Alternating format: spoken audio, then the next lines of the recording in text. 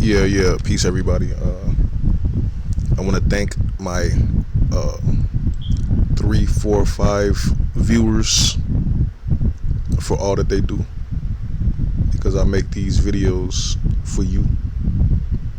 And two, three, four will become two, three, 400 million. But I want to talk about captivity and how us in America, me particularly, I always despised living in captivity. It's very unbearable knowing that the people that you learned about in school who put your people in slavery, destroyed and murdered millions of your people are in control of your life, really. They run the institutions, they run the government. A lot of us need them for jobs, or they got us believing that we need them for jobs, for food, for life itself. And I never wanted to live like this in this country, really. I would desire to be independent, free, just like any other people in the world.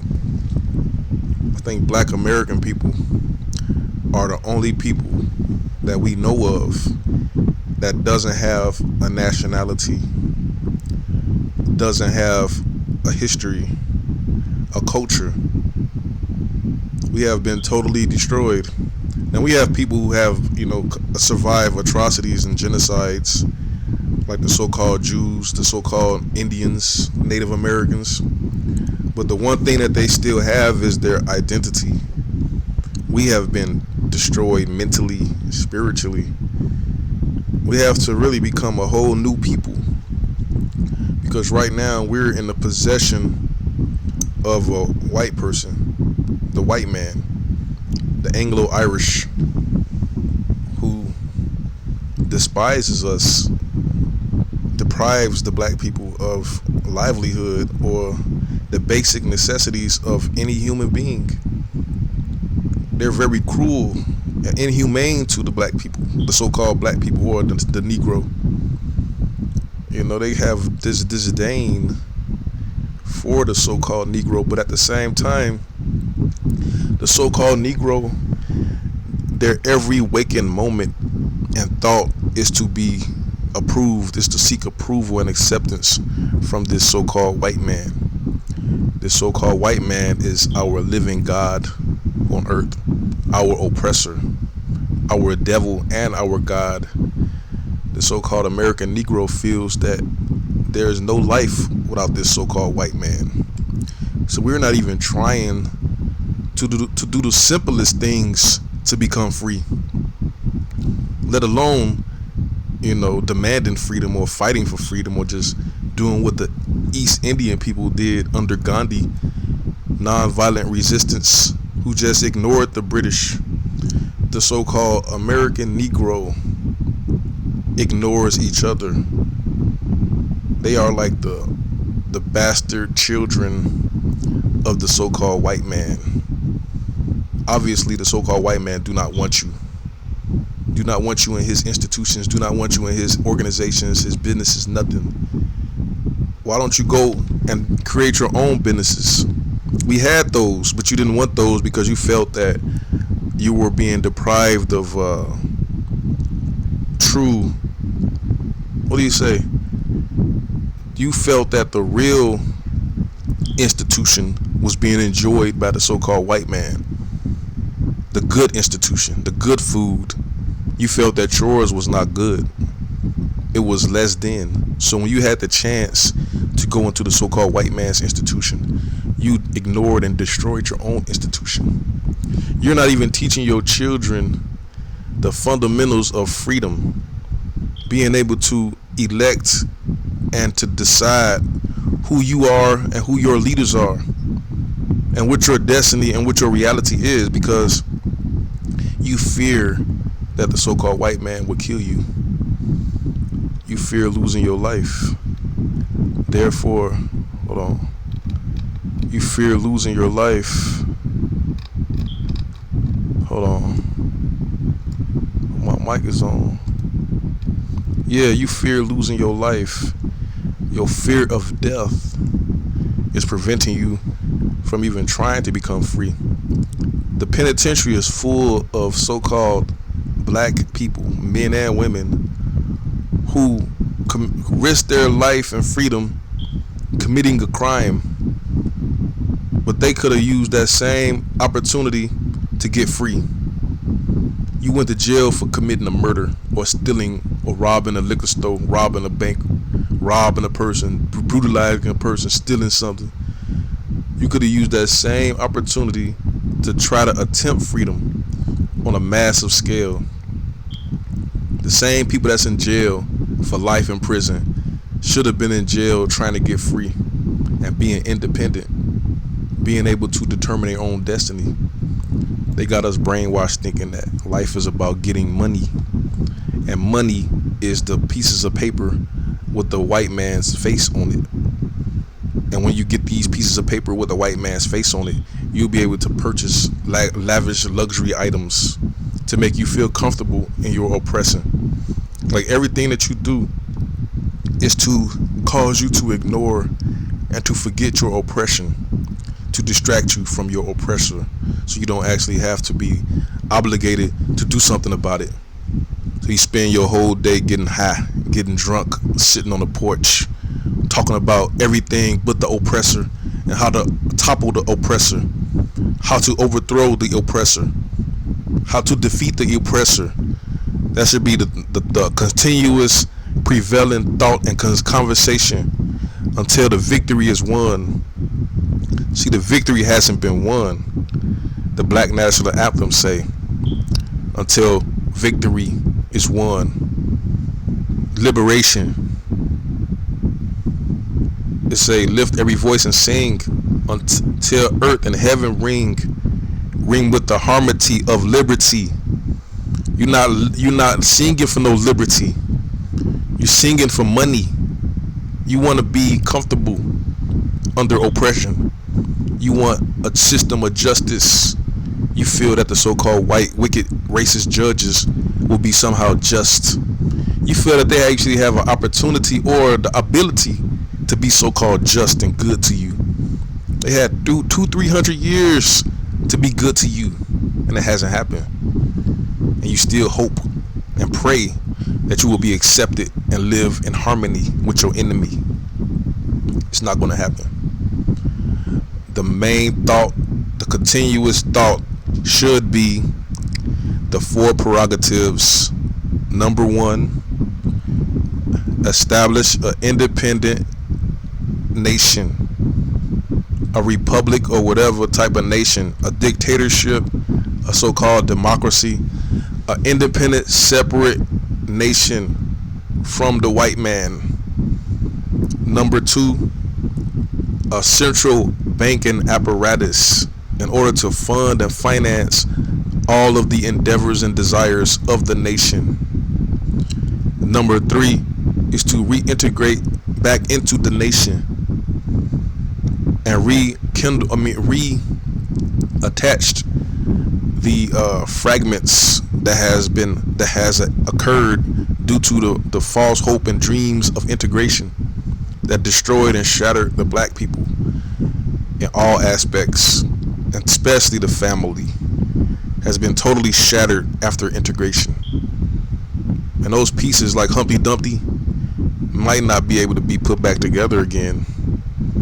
That might be an irreplaceable loss. And number four is to force this beast to pay for what they have done by way of reparations. But you cannot get reparations unless you're a nation, a distinct people, and you have power to force the enemy to concede to reparations. At this point, there is no threat. Nothing will happen if they don't do it. There's no pain, no misery being threatened to the enemy. So you're never going to get no reparations at this point until you first become an independent, recognized, sovereign nation, have your own central banking apparatus, and reintegrate the black people who's been shattered and fragmented due to the integration fallacy. You got these individual people groups claiming that they have allies. The ADOS and the FBA people, both of them groups, FBA and ADOS, claim to have allies. But these allies that they have are just individuals, people. For one, you're not a nation. You call those people friends of yourself or friends of your organization, supporters of your organization. They're not allies to a nation because you don't have a nation. An individual person cannot be an ally to a nation. Other sovereign nation has to be an ally to you. Or if it's one of those sects, one of those rebel groups who hope to become a nation, they could become an ally to a supportive nation to help them become powerful and to help them overthrow a current regime. But that's also a group with a leader and a structure that can be inserted in replace of another group or another organization. We have a lot of rebel organizations that's like that, that take on those roles and overthrow other governments. But FBA and ADOS are not nations. Therefore, you cannot have allies. And an individual Caucasian or individual person that's not so-called ADOS is not an ally. Their nation, their president, their delegates or diplomats have to meet with our diplomats. We must have embassies. That's how you become allies. There's no African embassy in the so-called black nation. There's no embassy in our, because we don't have a nation. We have no foreign diplomats. We have no exchange. We have nothing. You can't use the word allies when dealing with people that support you, either spiritually or financially. You can't say those are our allies because you don't have an independent nation. You're just a group, a small, weak little group, talking as though you didn't accomplish somehow freedom and independence in order to say that we have an ally. And those people whoever government it is, whatever the governmental structure it is it a monarchy, is it a dictatorship, is it a republic, whatever that structure is, we have to deal with them on that level to determine if they're allies or not. Not a person. ADOS talking about they white people supporters are allies. Allies to who? You don't speak for a nation because you're not a nation. You're not an elected person. You're not a person that is ruling either by force or by the will of the people. You're not a queen. You're not a dictator. You're not a lord. You're not a president. You're not a prime minister. You're just a person on the internet with a group begging for some reparations and talking about American descendants of slaves, slavery, and that somehow unifies the so-called descendants of slaves in a group or organization. But it is not a nation, and a nation shouldn't be encumbered or contingent on the lineage of the members. You just a descendant of slave. What if a person married a person that wasn't a descendant of slave? That person that they married cannot be part of the nation. See what I'm saying? And all the so-called American Negroes weren't descendants of slaves. Like W.E.B. Du Bois' family wasn't in no slavery, because you had them Negroes from the North who weren't in slave states, who weren't subjected to so-called slavery. Are they not qualified to be part of this ADOS group? But there is no nation. Nobody's talking about establishing a free nation, a free state, and having policies and politics and relationships with the world, import, export, trade, gross domestic products, those things. The world is about trade, commerce, and technology, and we're not participating because we're just not a nation. We're just a little punk working for the Caucasian government Why they get all the glory, all the respect, all the prestige, when in reality, a lot of these developments and technological advances perhaps came from the so-called Black American Negro, but because the so-called Black American Negro do not want a nation, don't have the courage or the idea or the desire to be free and separate like other free separate nations and states, you will never get the glory, the respect that we deserve, because you're too brainwashed. Your mind is too weak. You're crawling and begging an oppressor. I don't know what you're begging for. What do you want? You want to have a job. You want to make a decent wage, you want a good paying job. You want to live in a house or an apartment. You want to go to the club. You want to go party. You want to drink and watch TV. And you want to eat food. And you don't want to get killed. You don't want to get brutalized or victimized. This is what the desire of the so-called Black American Negro. They want to be entertained. They want to be fed. They want to be clothed, housed. They don't want the responsibility to run a nation and develop an industry, farming, building, construction, defending, policy, war. You don't want to do these things. And because you don't want to do these things, you're the victim, the fool, the tool of the United States. You're designated to be designated for the organs, for scientific experimentation, hunting. They hunt you. They allow the children of these single mothers to brutalize and murder and oppress the community without actually doing anything to defend the so-called Negro. You're in perpetual fear in this government because we don't control, for one, we don't control the police. We don't control the policies, the security, the economy, nothing. We're just scared cowards living in the house, going to work until you're demised. And once you're demised, they will take your property and gentrify your community and bury you somewhere or allocate you into some Section 8 ghetto or old folks home until you're done. This is the reality of the so-called Black American Negro.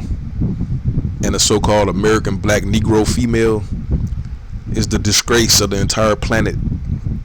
They have no dignity or honor. They're seen as weak-minded. Just like now, these black female athletes have mental breakdowns, psychological breakdowns, because they can't deal with the pressure. They have committed 30 million abortions. They're pandering to the man of the organization group who is responsible for their communities and their people's destruction. This is called treason. Women in no other group is as treasonous as the so-called Black American female.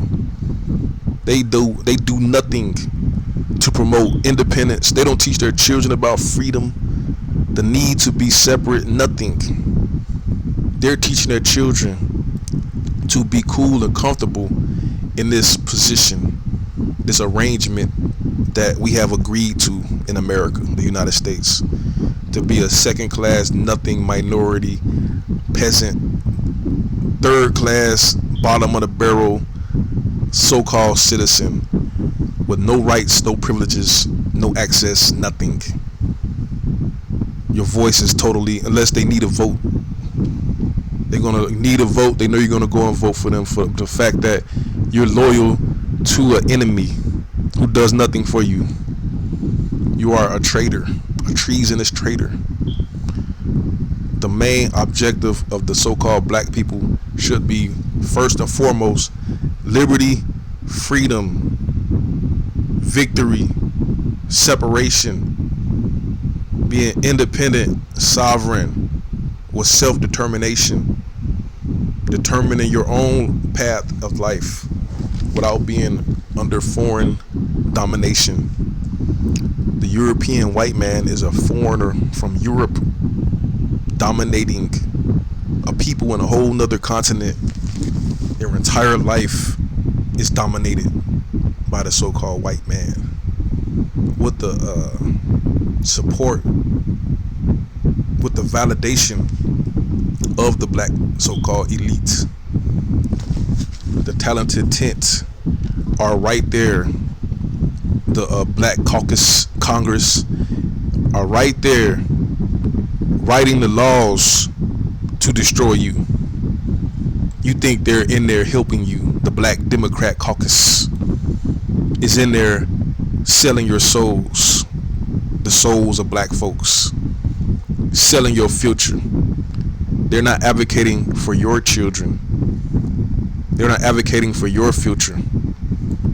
Obama, when he did the Dreamers legislation, he didn't include the so-called Negro child as a dreamer to benefit nothing. The black child, the Negro child, does not deserve education or job vouchers, protection, a future, a guaranteed future. The Negro child was ignored by the black Democrats and Barack Obama. And the black Democrats did nothing to advocate for the so-called Negro child, the Negro female, the Negro male. They are allowed to fester and rot in prison, to languish in prison and ghettos and poverty in tent cities under this government. The main objective is to be free from the domination and the oppression of this government, the subjugation. The 14th Amendment saying you are subjugated to the rules and laws of the United States, and you accept that. And you're not teaching separation, freedom. That's why I keep making these videos about the four prerogatives, the need, the desire. You see, the desire can be stimulated. Right now, the desire of the so-called American Negro is to eat, to sleep, to go to work, to make money, to have enjoyment, the pleasure. That's all their desires are. They do not desire true freedom and separation, independence. They don't even think it's even possible. That's not even a thought that they can even fathom. They don't even think they can actually eat food and exist without the white man. But food grows naturally on earth. The earth is abundant with animals, fish, plants, vegetables, fruits without the white man. It grows in Spain. The Moors then planted such fertile fruit trees. They grow by the billions of tons every year. Just off of what they did 500-600 years ago, it's still growing. Apple trees, pear trees, strawberries, mangoes, bananas, just growing naturally all over the world. You don't need the so-called white man. That's why so many nations are independent, because they have control over land, which has fertile, abundant resources, and the main resource is food and water. This is what the so-called American Negro needs, to just dream, to think about being free. That's the first step to even force your mind to think about freedom. Because you think you're free right now. You're not free. You know you're not free because you know there's a Caucasian white man that's in the police department, that's over the government, over the FBI, over the Congress, the president, and they make all the laws, the rules, the regulations, the judge for your life.